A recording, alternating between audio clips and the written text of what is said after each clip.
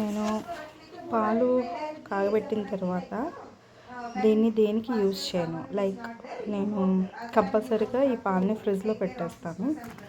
పెట్టేసిన తర్వాత ఈవినింగ్ 4కి టీ కోసం కొంచెం తీస్తాను.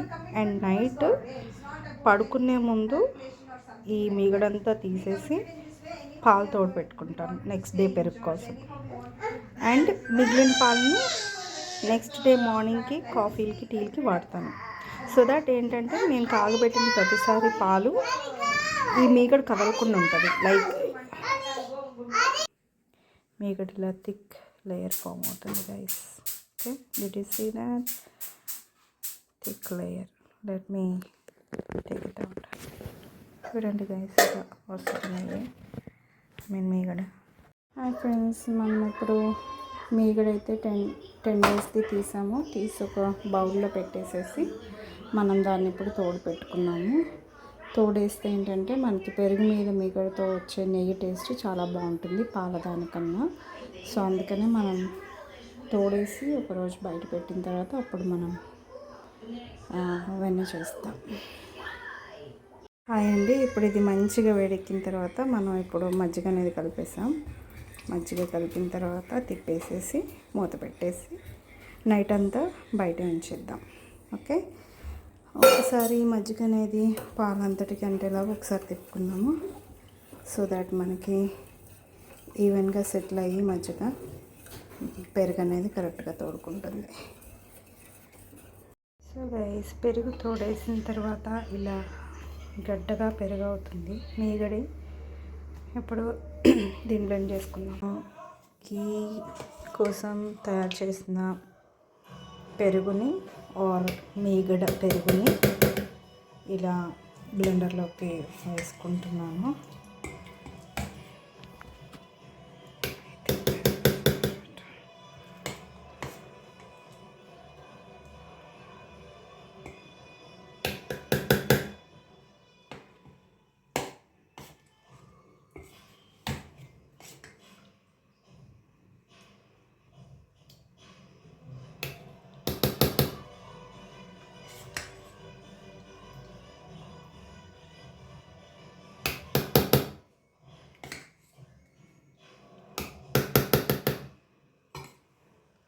సో చూడండి గైస్, ఇది బ్లెండ్ అయింది పర్ఫెక్ట్గా. చూడండి గైస్, దీన్ని మనం ఏదైతే కాచుకోవాలనుకున్నామో అని ఏ బౌల్లో అయితే కాగబెట్టాలనుకున్నామో ఆ బౌల్లోనే వేస్తున్నాను. నెక్స్ట్ హాఫ్ కూడా వేసేస్తున్నాను ఫ్రెండ్స్. అండ్ గుర్తుపెట్టుకోండి, మనకెప్పుడు దీన్ని నేను మొన్న నైట్ తోడేసి నైట్ అంతా ఉంచి నిన్న ఆఫ్టర్నూన్ ఫ్రిడ్జ్లో పెట్టాను. అయితే ఈ ఆఫ్టర్నూన్ రోజు నేను బ్లెండ్ చేస్తున్నాను. సో దాట్ మనకి పెరుగు పర్ఫెక్ట్గా తోడుకుంటుంది. అండ్ ఈ కూలింగ్ ఏదైతే ఉందో అది పర్ఫెక్ట్గా ఉంటుంది. మనకి కూలింగ్ ఎప్పుడు ఉన్నప్పుడు మాత్రమే మీగడ అనేది పర్ఫెక్ట్గా మనకి ఇలా బయటకు వస్తుంది. లేదు అంటే చాలామందికి ఆ కూలింగ్ లేక మజ్జిగలాగా ఉండిపోతుంది. సో మేము అది పారబోసేసాము, మాకు చేయటం రాలేదు అని అంటారు. కానీ ఒక్కసారి దాన్ని డీప్ ఫ్రిడ్జ్లో పెట్టి బాగా కూలింగ్ అయిన తర్వాత బ్లెండ్ చేస్తే కంపల్సరీగా మళ్ళీ వెన్న మనకు వచ్చేస్తుంది. అది ఆ మీగడలో ఉన్న వెన్న మజ్జిగలాగా అసలు ఎటు వెళ్ళదు. ఓకే, అది వెన్నలాగే దానికి అంటుకుని ఉంటుంది. కాబట్టి దాన్ని మనం మళ్ళీ ఒకసారి ఫ్రిడ్జ్లో పెట్టి ఒకవేళ డైల్యూట్ స్టేట్లో ఉండి నాకు వెన్న పర్ఫెక్ట్గా రాలేదని అన్న వాళ్ళకి దాన్ని కొంచెం ఫ్రీజర్లో పెట్టి కొంచెంసేపు ఉంచేసి తీసిన తర్వాత మీరు కూలింగ్ మీద ఉన్నప్పుడే బ్లెండ్ చేస్తే మీకు పర్ఫెక్ట్గా ఇలా వెన్న అనేది ముద్దగా వచ్చేస్తుంది. ఇప్పుడు సెకండ్ రౌండ్ కూడా వేసేస్తున్నాను. సో గైస్ చూడండి, పర్ఫెక్ట్ వెన్న రెడీ అయింది. నేను దీన్ని ఒక 4 times క్లీన్ చేస్తాను. కడిగిన తర్వాత ఇంత అయింది ఫ్రెండ్స్. దీన్ని ఇప్పుడు నేను కాస్తాను. సో ఇప్పుడు మనకి నెయ్యి ఇప్పుడు కాస్తున్నప్పుడు ఒకలాంటి వాసన వస్తుంది కదా, ఇంకా అది స్టార్ట్ అయినప్పుడు నేను కర్రీ లీవ్స్ వేస్తున్నాను గైస్. కర్రీ లీవ్స్ కూడా నేను చాలా స్పెసిఫిక్గా లేత ఆకులు చూసి వేస్తాను. ముదిరిపోయిన ఆకులో వాసన ఉండదు. So this is one small tip. Okay, లేత కరివేపాకు తీసుకొని వేయండి. అదే మా ఊర్లో అయితే డైరెక్ట్గా చెట్టుకి తెంపేసుకొని వచ్చి వేసేదాన్ని. సిటీలో మనకు ఆప్షన్ ఉండదు కాబట్టి నిన్న జరిగిన మార్కెట్కి వెళ్ళి నేను లేతగా ఉన్న కరివేపాకు కొనుక్కొని వచ్చాను, అదే వేసాను. సో ఇప్పుడు ఈ కర్రీ లీవ్స్తో అది మరుగుతూ ఉంటుంది. కొంతసేపు అయ్యాక చూద్దాం. బట్ మేక్ షూర్ గైస్ ఇలా స్టిర్ చేస్తూనే ఉండాలి. ఇలా స్టిర్ చేయకుండా ఉంచామంటే అది తొందరగా అడుగు పట్టేస్తుంది. ఈవెన్ సైడ్ వాల్స్ కూడా ఇలా తిప్పుతూ ఉండాలి. ఓకే, అడుగు పట్టకుండా తిప్పుతూనే ఉండండి.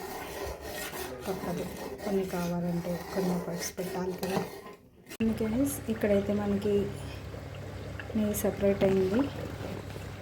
ఆల్మోస్ట్ ఒక హాఫ్ అన్ అవర్ నేను ఇక్కడ నిల్చొని స్టిర్ చేస్తూ ఉన్నాను రైస్, సో దాట్ ఏదైతే ఉందో అది అడుగు పట్టకుండా ఉండడానికి.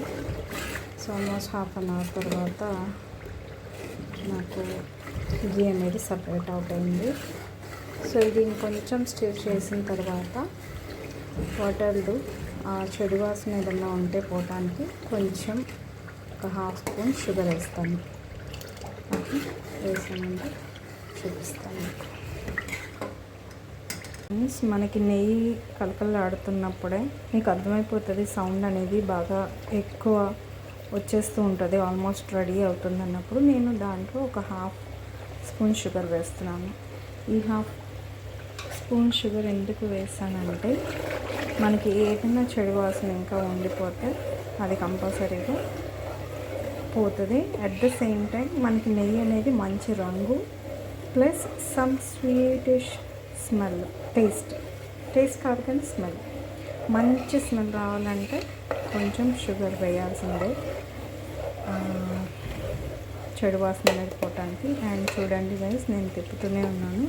సో మీరు చూసుకున్నట్టయితే ఇక్కడ చిన్న చిన్న బౌల్స్ లాగా ఫామ్ అయిపోయింది కదా, ఇదంతా వేస్ట్ కింద వెళ్ళిపోయేది అనమాట. సో దీన్నే మనం జాగ్రత్తగా తిప్పుతూ స్టిచ్ చేసుకుంటూ అది ఆల్మోస్ట్ కంప్లీట్ అయ్యే వరకు చేస్తూనే ఉండాలి, సో దట్ మాడకుండా ఉంటుంది.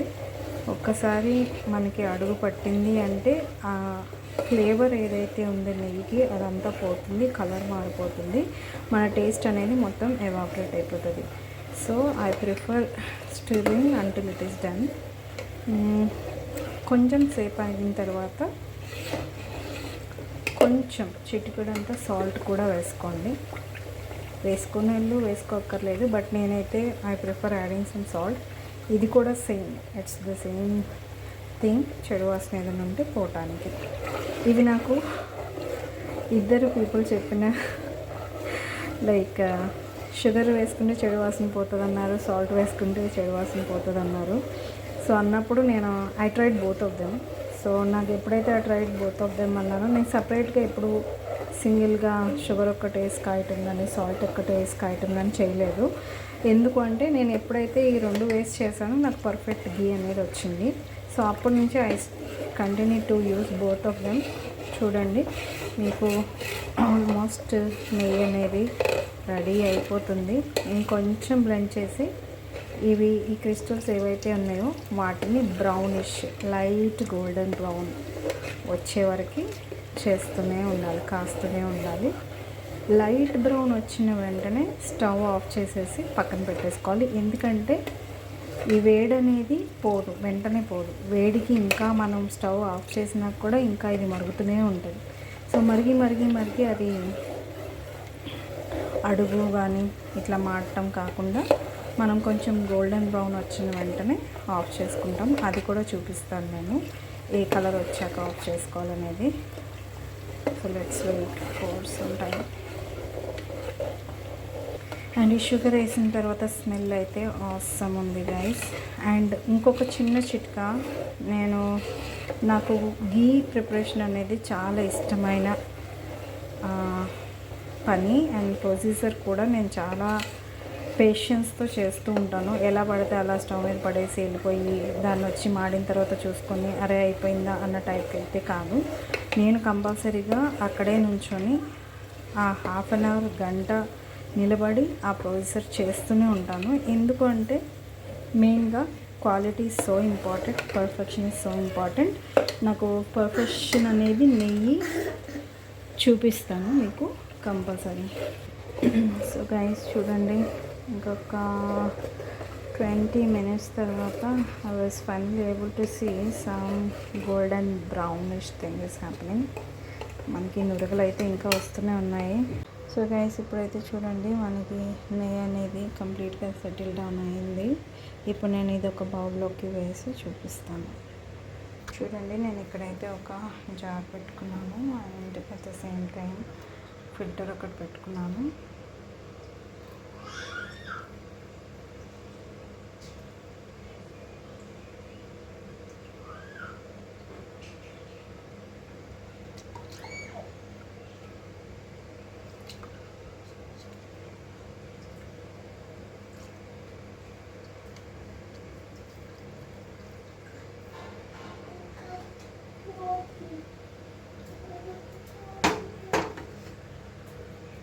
సో చూడండి గైస్, మనకైతే ఇది వేస్ట్గా పోయింది. I hope you are able to say it. So ఇదైతే వేస్ట్గా పోయింది. అంటే నేను దీన్ని వేస్ట్గా ఏం చేయను. దీంట్లో కొంచెం షుగర్ మిక్స్ చేసుకొని లేదు అంటే బెల్లం మిక్స్ చేసుకొని తింటారంట guys. I don't do it, but నేను ఇదైతే నా మెయిడ్కి ఇస్తాను. She usually takes that and utilize it as a sweet. Okay, and now I'll show you. This is the quantity of ghee that I got and ఇది వేడి చేసి చూపిస్తాను మీకు. సో గైస్, నేను వేడికి ఇది ఏమన్నా అవుతుందేమో అని కొంచెం ఒక జస్ట్ ఒక షీట్ వేసాను. ఫస్ట్ అయితే ఇది ఆన్ చేసుకుంటా. ఆన్ చేసుకొని 0 షోయింగ్ 0. ఓకే, ఐ థింక్ ఇప్పుడు కనిపిస్తుంది. Yeah, so now let me put it on. Wait నాన్న. సో చూడండి guys, almost 1 kg. It's weighted of 1 kg and 41 grams. అంటే నేను ఎంత చెక్ చేసినా అది అంతే వస్తున్నాయి. ఎస్, సో ఇది ఫైనల్గా అయితే మనకు వచ్చిన ఘీ quantity for 15 days. Okay,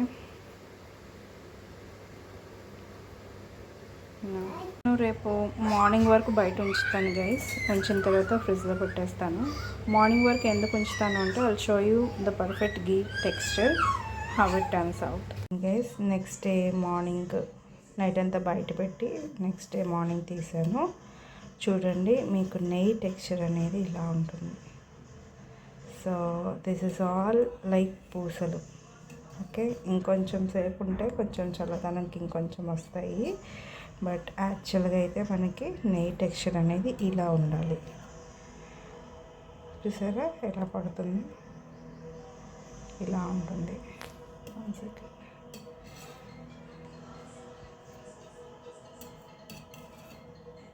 so bubbles అనేవి మనకి ఇలా పూసలుగా అంటే ఇదే ఫ్రెండ్స్. పూసగా అనేది మనకి ప్రతిదీ నెయ్యి అనేది పూసగా వచ్చేస్తుంది. చూడండి, స్మాల్ టైనీ పూసలు.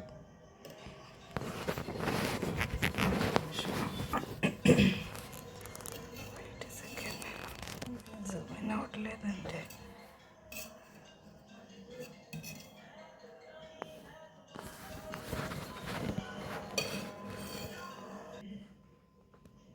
చూడండి ఫ్రెండ్స్, ఇదే పూసగా నెయ్యి అంటే ఇదే. మనకి ఎప్పుడైనా నెయ్యి ఇట్లాగా పూసలుగా పెట్టాలి. సిల్కీ టెక్స్చర్ కానీ లేదు అంటే మనకి క్రీమీ టెక్స్చర్ ఉంటే అది నెయ్యి సరిగ్గా ప్రిపేర్ అవ్వనట్టుగా. ఇట్లా మనకి ఎప్పుడైనా డాట్స్గా పూసలుగా రావాలి నెయ్యి అనేది. చూడండి పూసలు ఎలా వచ్చాయో, స్మాల్ టైనీ. చాలా బాగా వచ్చింది నెయ్యి అయితే. స్మెల్ అయితే ఆసమ్ ఉంది. And we're done.